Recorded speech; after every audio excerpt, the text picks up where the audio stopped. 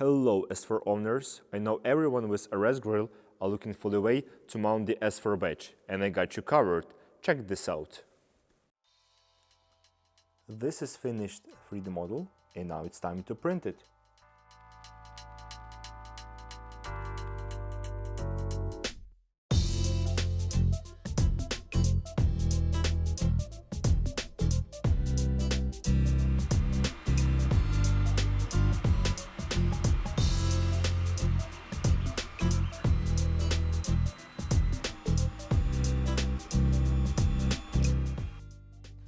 Mount is ready, so let's try how it fits.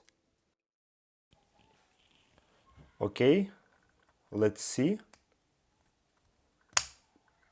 Great, that's all. We're ready to make the test fit on the car. But one moment, let me show you all of my previous versions of this mount. Here is the first one, the second one more, even one more.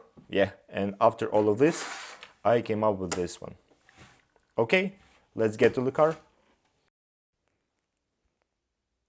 I will place the badge here, put it from behind and push to secure, like this. And now the final touch, clip the badge to the mount.